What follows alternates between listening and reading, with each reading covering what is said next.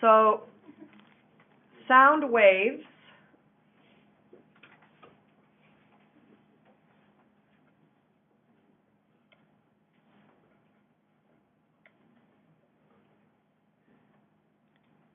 are longitudinal.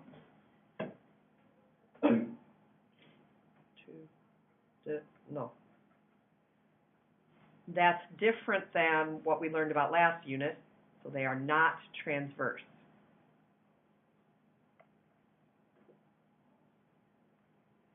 And if you recall, transverse waves meant when I drew them on the board, the displacement is perpendicular to the direction of motion.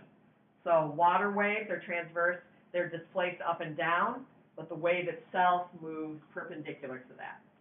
Longitudinal waves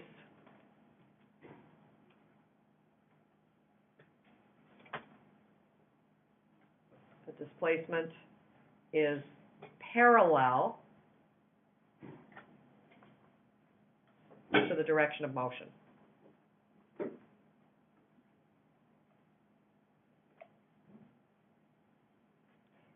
It's really hard to draw.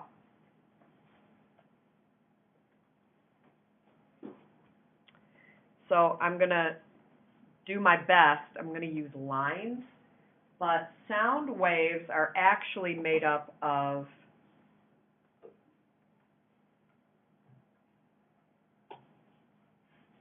high and low pressure regions. So I want you to think of the lines as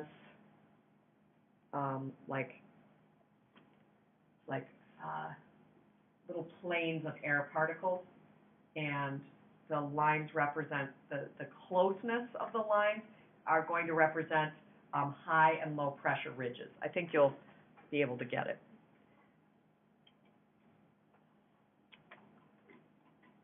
Okay. I'm going to draw a transverse wave first so that you kind of have something to compare it with.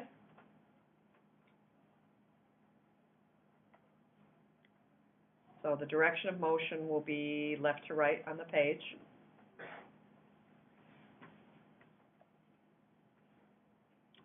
And the displacement will be perpendicular.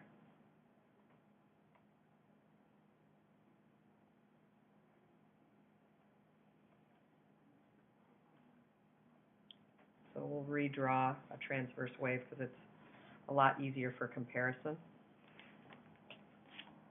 More colors.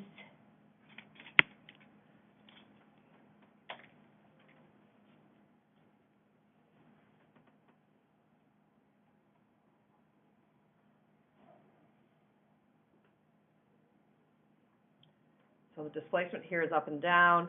Direction of motion is left to right. Now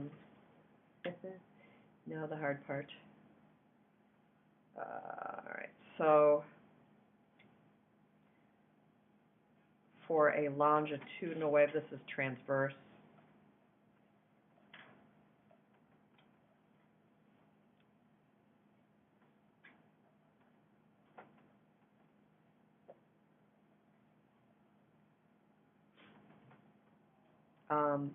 So anywhere where you see a crest,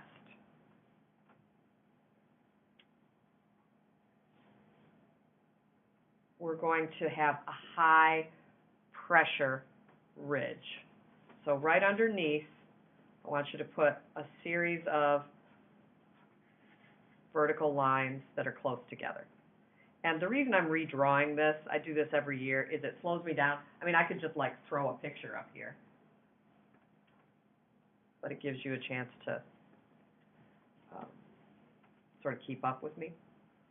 So these are compressions. And if you don't take notes, that's fine. I don't require notes. This might be a good time to break the rule, though, because this is not something that you're going to be able to practice mathematically. You don't have to. Just some advice.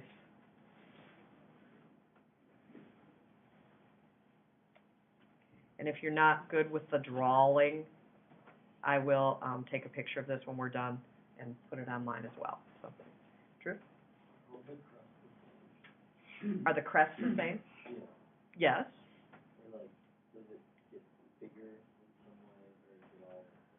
Well, it can, like if we have interference patterns. So all of the stuff that we learned about transverse waves is also true for sound waves. There are interference patterns. I'm going to demonstrate all this over the next couple of days, which is one of the fun things about this unit. So yes, if this were like a single pure frequency or a note, then all of the crests, or in this case they're not called crests, they're called compressions, would be identical. But sounds like the human voice is much more complicated than that. But like a tuning fork, very pure frequencies. And the sounds that we're going to make here are also pretty pure. All right, so then we have trow, right? And one over here. So where we have a trow, I want you to have lines underneath that are spread apart.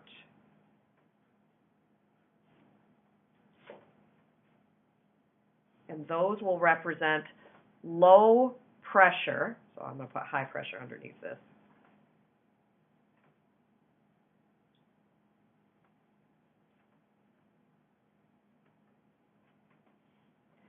So these are low pressure regions. Oh, I should have done with a different color. I'll make them double.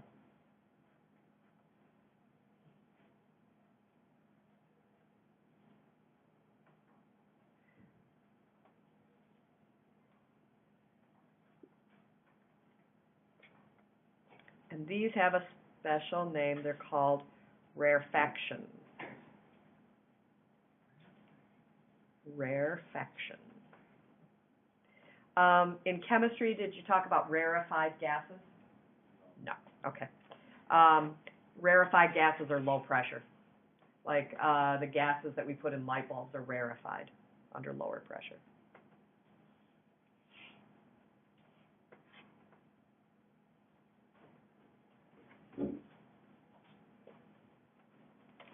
Okay.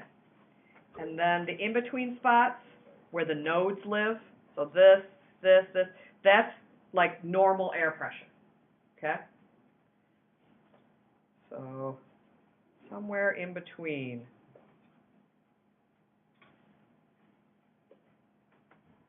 Okay, so this would be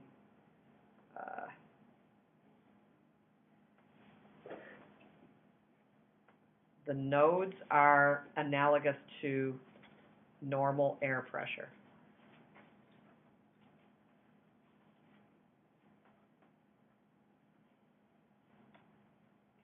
So sound waves are pressure ridges. And our ears are designed to hear air pressure changes in air. But you can have this occur in other mediums, like water. You ever played that game where you go underwater and you talk to friends? How's that work? You can go from outside to the pool. Yeah, you can hear underwater, right? But it's hard to understand. So that's just because our brains aren't designed to process those vibrations. You can still hear them, though. When I was a kid, we used to play this game where we would go and put our ear against the railroad tracks. It sounds worse than it is. You can hear a train through the tracks long before you'll hear the whistle in the air, because those compressions and rarefactions travel really well in metals, because metals are malleable, right? They're kind of elastic. I mean, like miles and miles before the train would come. So it was kind of something fun we would do. Like we knew when the train was coming for 17 every day, I still remember. And you could hear it like, 20 minutes before the train actually, was audible through the air. So pretty amazing. It doesn't sound like anything that we recognize, though, because we're used to picking up, our ear structures are designed for transmitting sound through air. And I guess that for a while there was a toy that you could take underwater, like a little. It was shaped like a megaphone, but it didn't really need that shape. And supposedly it was being marketed like you could talk underwater to your friends, so it would do the translate. It doesn't work at all. I've been to pools where they have a radio Yeah, does that work though? Can you kind of hear it? Kind of, okay, all right. So let's now talk about some of the other characteristics that we have slightly different meaning for in sound waves.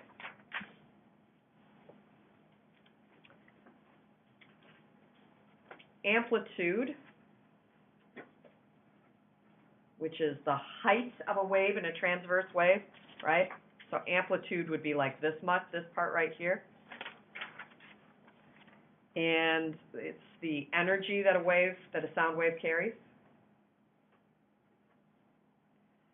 And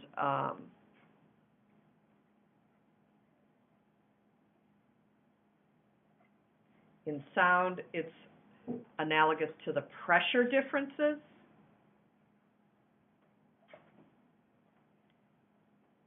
So that would be the difference between a compression and a rarefaction.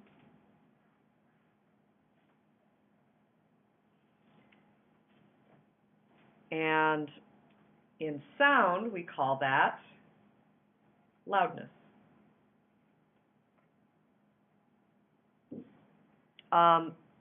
The units are tricky here with loudness.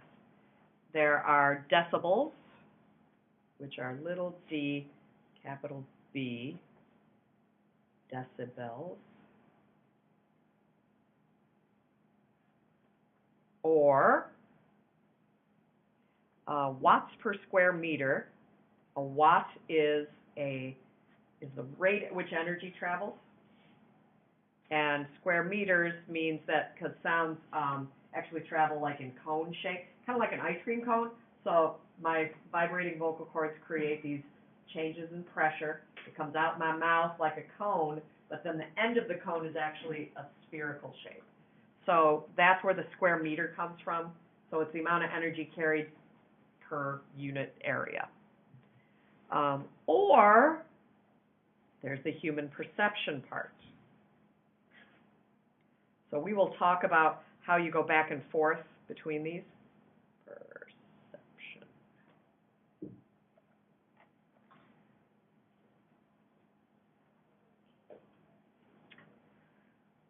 Frequency. We're almost done with this, and then I'll give you a break, and then we'll play with sounds.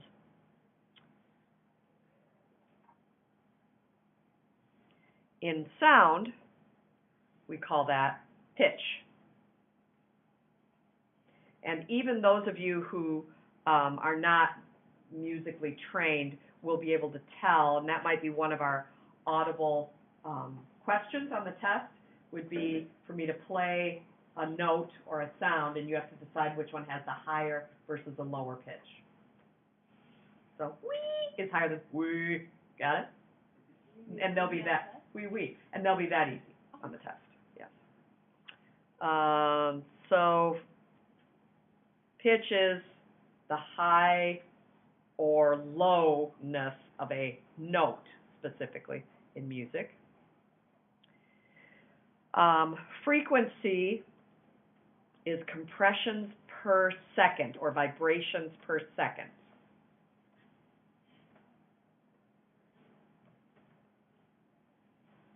Or then we can just translate that to cycles per second, which is also hertz.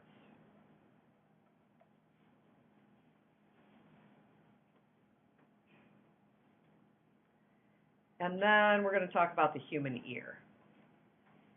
Because there are lots of sounds that other organisms can hear that we can't. Bats are real good at picking up, that they do this thing called echolocating. Lots of whales have that ability. A dolphin's like really cute round forehead is basically just a place to pick up echolocation. They're very good at it. So the human ear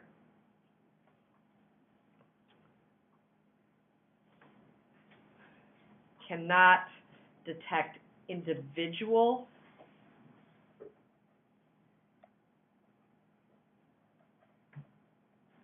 vibrations that make up frequencies.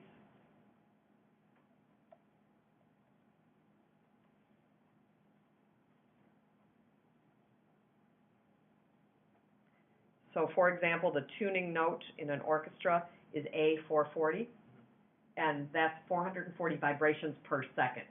We're not that good. We can't 440 clearly in that 1 second. We can't detect that. But we detect it here as a higher or lower pitch, okay? We can hear, the human ear can hear approximately 20 to 20,000 hertz. Now, that's kind of like an easy way to remember. We can actually hear, you're going to hear some tones today that are below 20. The lower frequencies we're pretty good at. This number depends on how old you are.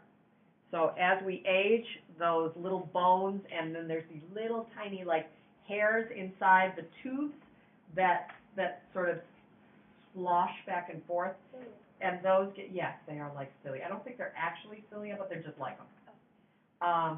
But anyways, those little hairs break off, and they're not as flexible as they once were when I was your age. So I'm going to drop out way before you will here. There are some interesting frequencies that clearly have an evolutionary purpose.